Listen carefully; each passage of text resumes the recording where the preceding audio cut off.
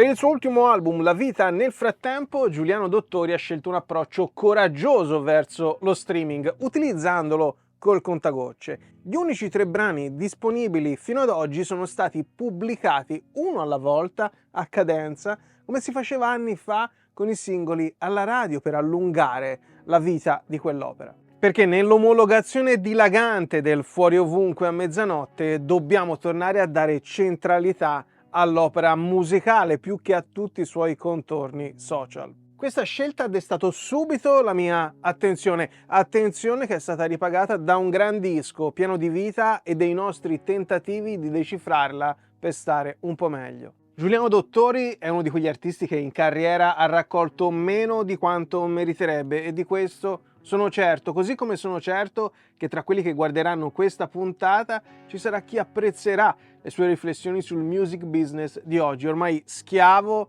dei numeri e degli algoritmi. E così, con La vita nel frattempo, ci dimostra in un colpo solo tutta la sua classe, ma soprattutto ci dimostra che per cambiare il trend di una discografia sempre di corsa non basta lamentarsi dello stato delle cose, bisogna anche avere il coraggio di cambiare strada, di rischiare, come ha fatto lui, magari anche solo per gioco, per vedere l'effetto che fa.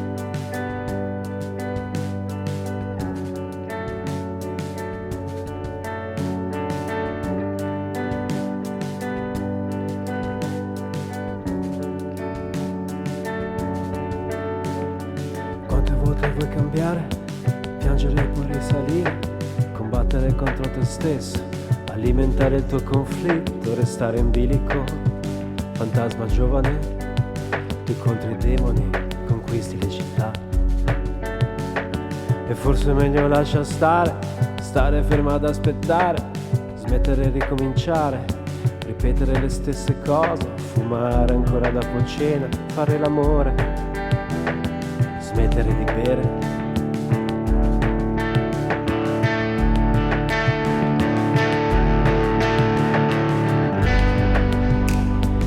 Temporale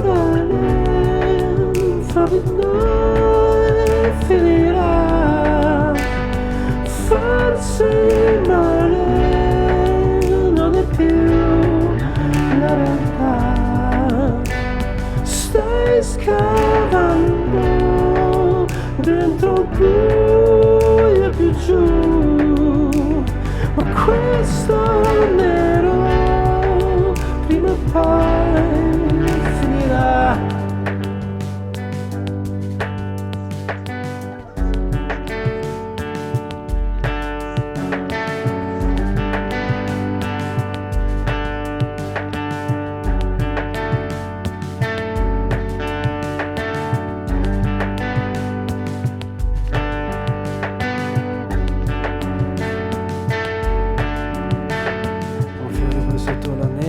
Una porta chiusa nel giardino che nasconde tra le foglie un'antica civiltà.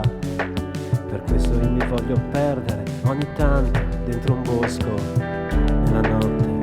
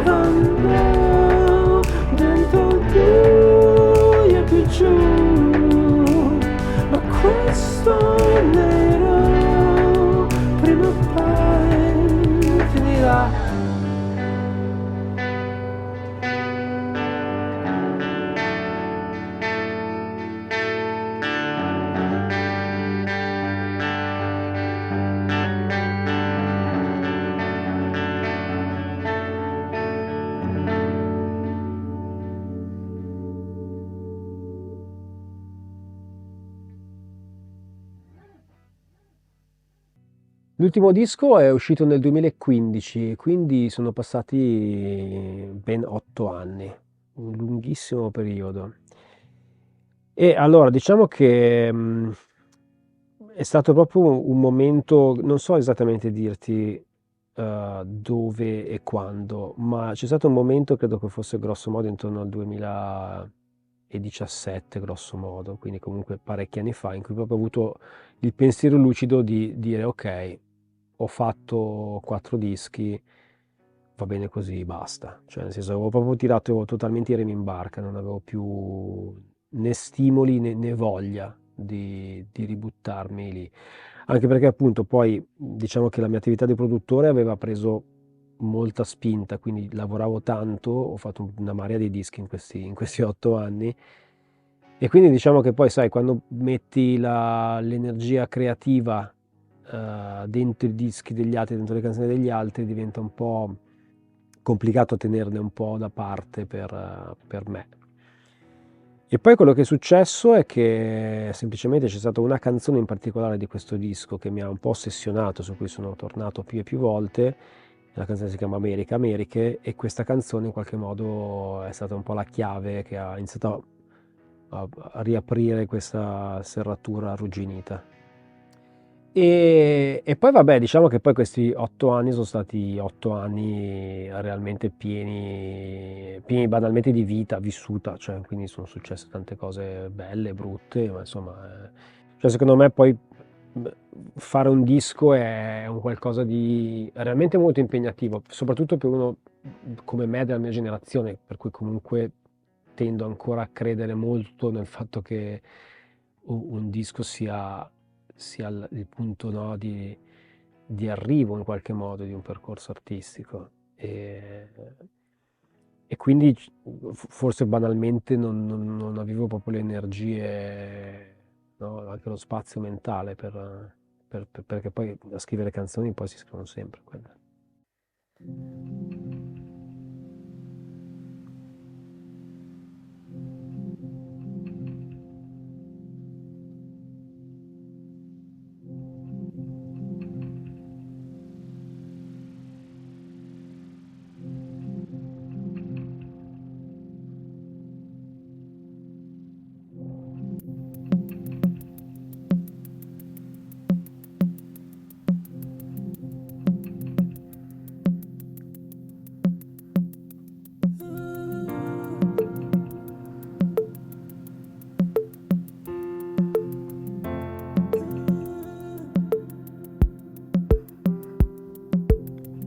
Come respirare, come ascoltare la voce di mio padre, ricordare come mi chiamo, qual è il mio nome, il mio primo amore, restare giovane per sempre, sapere che dopo il dolore torna sempre il sole.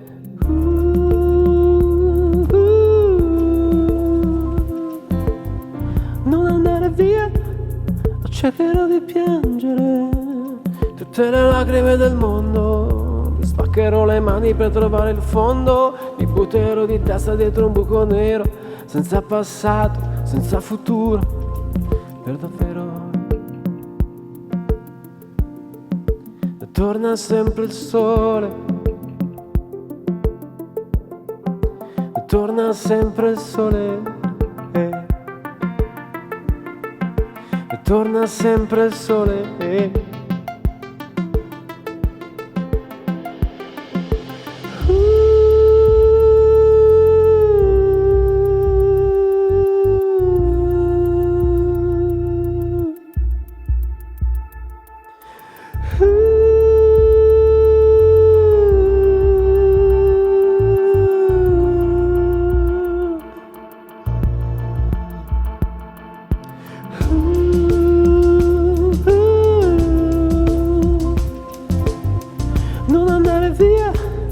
Cercherò di piangere tutte le lacrime del mondo, mi strapperò le unghie per trovare il fondo, mi butterò di testa dietro un buco nero, senza passato, senza futuro, per davvero. E torna sempre il sole, torna sempre il sole e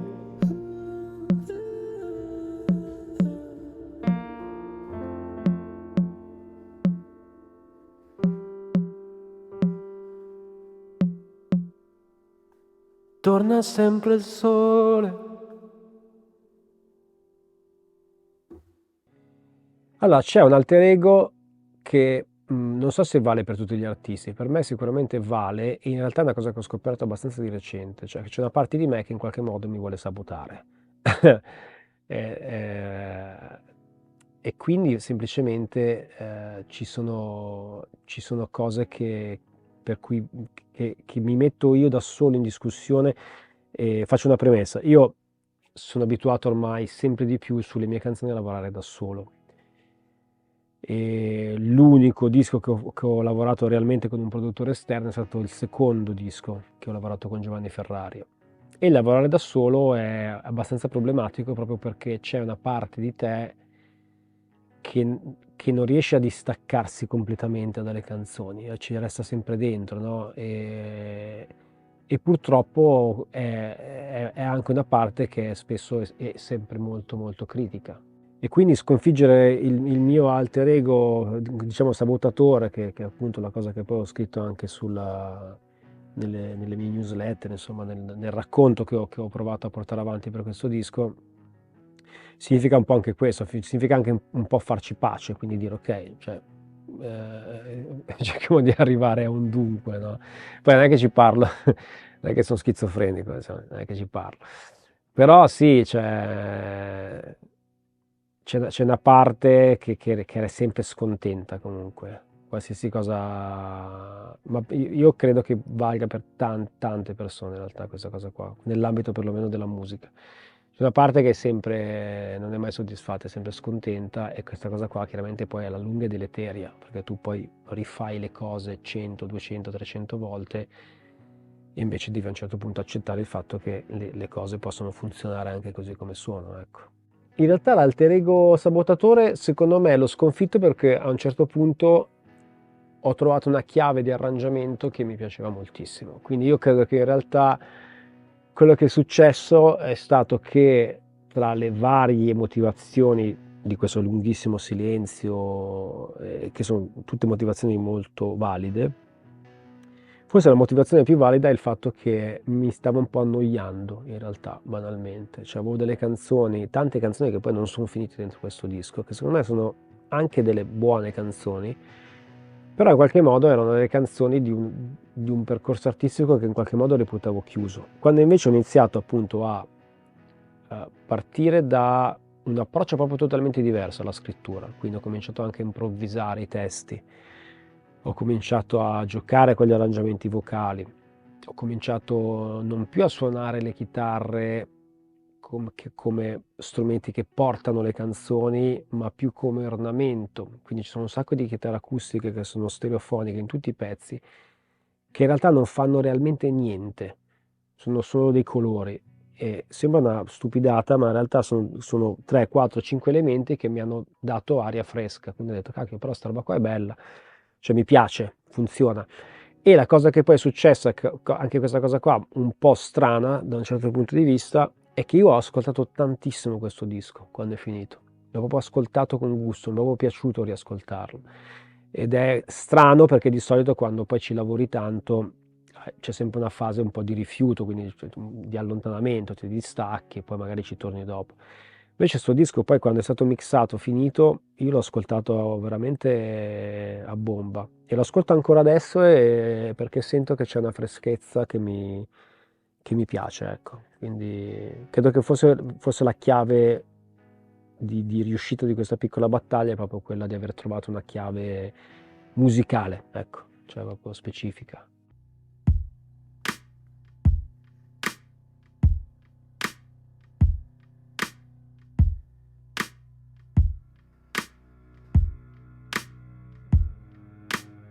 Sono qui da solo, sto aspettando te. Chiodi nelle mani come stima te. Sto fermo nel letto, voglio solo dormire, senza pensieri cerco un po' di pace. Sembra una radice la città, in un mondo sotto sopra, sale, sale, sale ancora, abbraccio forte la profondità, in questa serata distratta, senza una porta, e cerco la fuga, diventa mia amica, abbracciami forte, non farmi cadere. Tutto ciò di cui ho bisogno è solo a pochi passi da qui. Poi la vita nel frattempo mi confonde, mi trascina in fondo, lontano dal percorso, fuori dal mio centro, un punto nello spazio.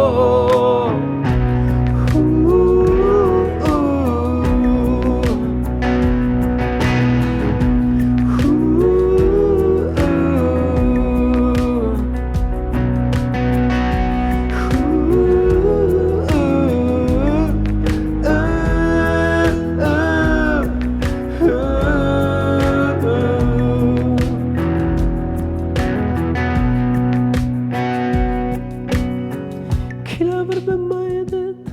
Porto la mia croce come Gesù, una spugna d'aceto, giuro che non bevo più, corona di spine fino al Golgotha, un cammino verso la rinascita. Tutto ciò di cui ho bisogno è solo a pochi passi da qui, ma poi la vita nel frattempo mi confonde e mi trascina in fondo, lontano dal percorso, fuori dal mio centro, un punto nello spazio.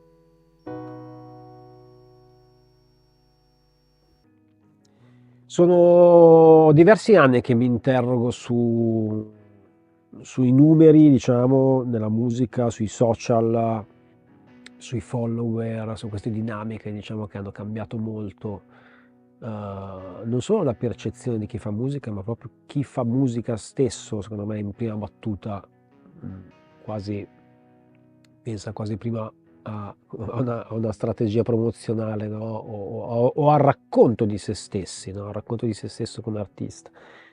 E ovviamente io mi sento in parte in ostaggio, ma in parte me ne sono anche un po' tirato fuori mentalmente. Un po' perché ho capito che, come dire, mi dà un'influenza negativa poi alla fine su quello che faccio.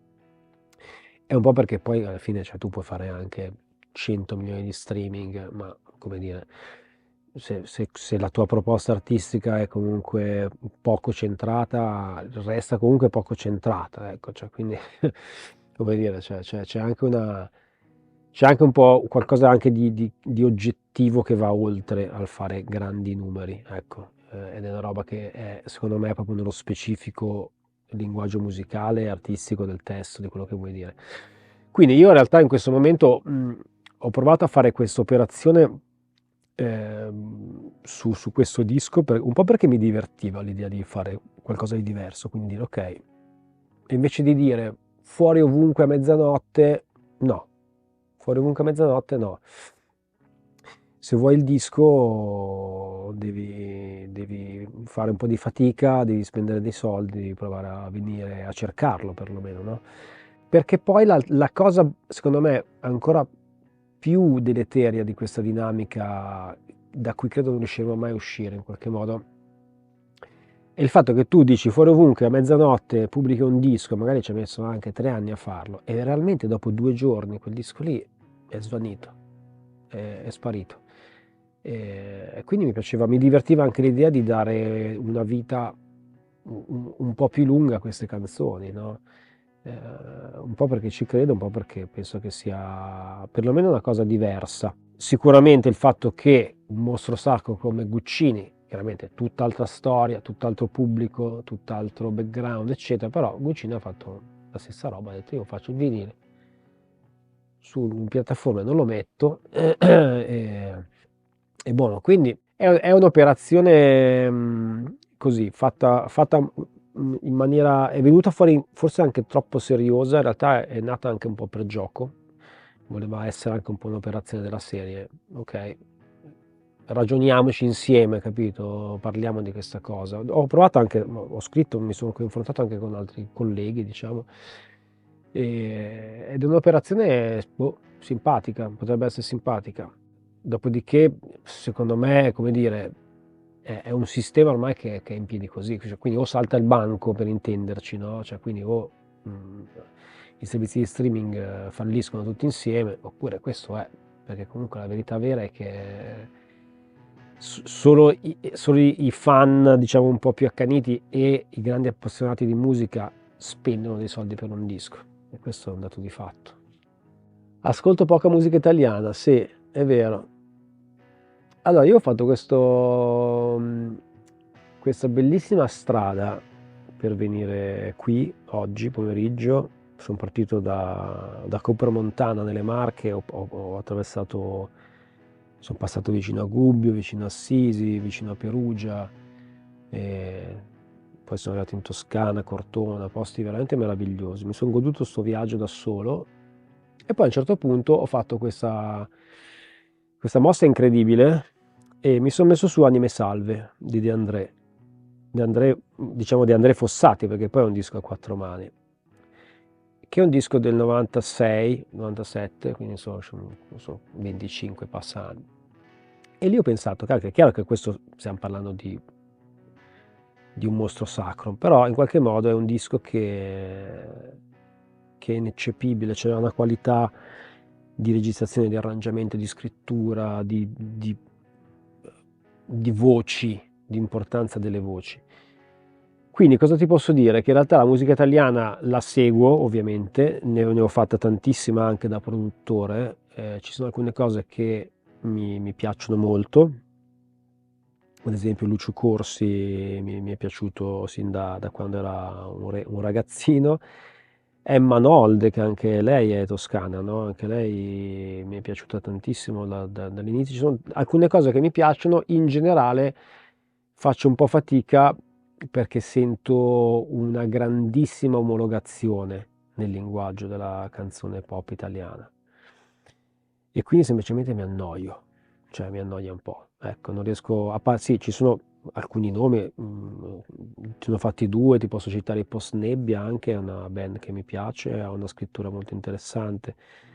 Però ecco, poi le cose, diciamo, sia nel mainstream che anche parlare di indie fa ridere ormai, però anche nell'ambiente, diciamo, alternativo, vedo che in linea di massima non riesco a beccare mai delle cose che mi spettinano veramente, ecco, che mi danno.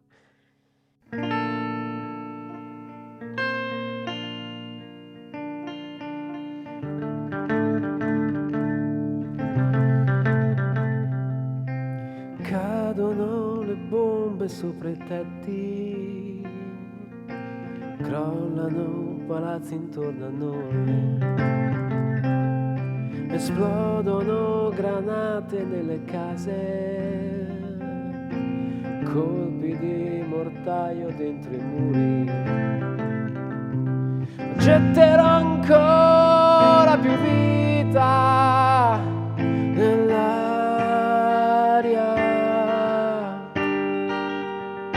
in questa confusione che resta sospesa. Aspetteremo ancora un'altra estate che porterà via tutte le nostre paure e debolezze, le butteremo via. Aspetteremo una nuova stagione a pochi chilometri da qui.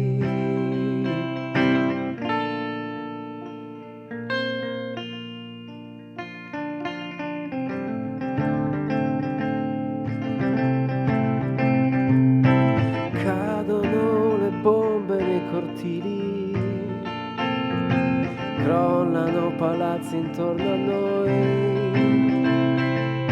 precipita la notte, il temporale, si spengono le luci nelle strade, ma spingerò ancora più vita nell'aria, in questo naufragio che sembra sospeso.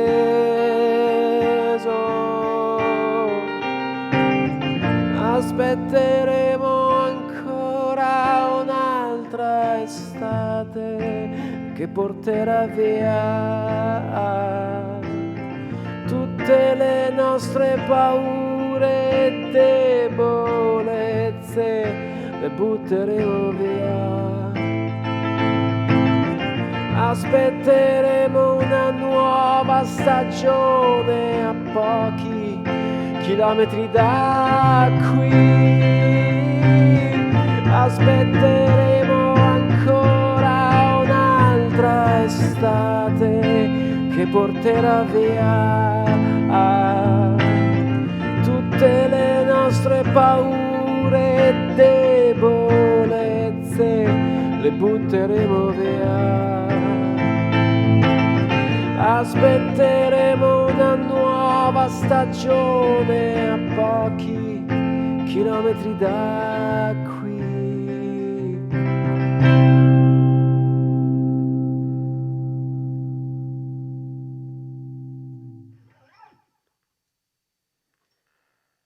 Allora, 8 anni sono tantissimi, anche parlando proprio di scene musicali e di pubblico. Quindi è un discorso molto complesso e è un discorso che tra l'altro un filo un po' mi imbarazza, anche perché è abbastanza automatico nel momento in cui parlo, diciamo, bene in qualche modo dei miei anni e male del presente, in qualche modo è sempre un po' della serie, no, dottori, sta qui a farci la predica, che due palle, capito? Cioè, io la sensazione che ho avuto in questo passaggio è che intorno al 2016, 2015-2016 lì comunque è successo qualcosa, c'è una chiave di volta. Penso che il grandissimo exploit di Calcutta sia stato, secondo me, forse la vera chiave di volta, e poi da lì in seguito la nascita di tutta di quel percorso, diciamo, del cosiddetto hip hop. Diciamo che quel momento storico ha sancito di fatto la fine della scena indie, quella che ho contribuito anche in parte a creare, e la nascita di un grande calderone mainstream, in cui in realtà è tutto mainstream, tutti cercano in qualche modo di fare dei soldi, tutti cercano in qualche modo di fare grandi eventi, meglio fare 2 forum invece che 100 concerti in giro, ed è effettivamente cambiato tutto. Che sia in meglio o in peggio non lo so, sicuramente adesso, o comunque negli ultimi anni, si può realmente tornare a parlare di un music business, nel senso che di fatto i soldi hanno ricominciato a girare anche in maniera molto, molto forte. E quindi non lo so, nel senso che se mi chiedono com'è la situazione della scena musicale italiana, la mia risposta è: non c'è nessuna scena musicale italiana, cioè non esiste una scena, ma perché non esiste un collettivo di artisti che si riconoscono, non esiste un linguaggio, non esiste un luogo specifico in cui questi artisti si possono incontrare, non esiste una città, no? In cui dici: "Oh, lì succedono delle cose". Quindi da questo punto di vista penso che siamo tutti molto isole, tutti molto per i fatti nostri a cercare di fare delle cose. E la sensazione che ho è che anche tutta questa moda, diciamo, dei cosiddetti featuring, no? Per cui tutti fanno i featuring con tutti, sempre più lontani, eccetera, in realtà dal mio punto di vista è solo un tentativo, molto spesso anche riuscito, di massimizzare gli ascolti, cioè di cross promuovere i dischi, cross promuovere gli artisti, però molto spesso io me li ascolto anche questi featuring, io non riesco a sentire il motivo per cui i due artisti si sono incontrati. Sempre in questo articolo poi su Billboard mi pongo ogni tanto questa domanda, dico: ma com'è possibile che la musica deve essere gratis? Perché ormai diamo per scontato che sia gratis e sia gratuita, però se esce il concerto di Madonna al Forum, io 200 euro per spendere per vedere un concerto che per il 90% è un concerto in playback, però spendo 200 euro. Allora mi chiedo come mai, e la risposta è che, come dire, l'atto, no, l'atto del concerto è diventato molto più così un atto sociale, di condivisione sociale, più che per l'ascolto reale della musica, degli artisti, con mille eccezioni chiaramente, ma parlando della massa, anche il fatto che la gente tenda veramente ad accaparrarsi questi biglietti anche molto costosi. Qualcuno ha commentato anche su una mia pagina social, per l'appunto, dicendo forse è più importante il poter dire che io c'ero. E quindi boh, è un pubblico che è enormemente cresciuto, che però chiaramente, come dire, forse è attratta più da altro, ecco, più che dalla musica.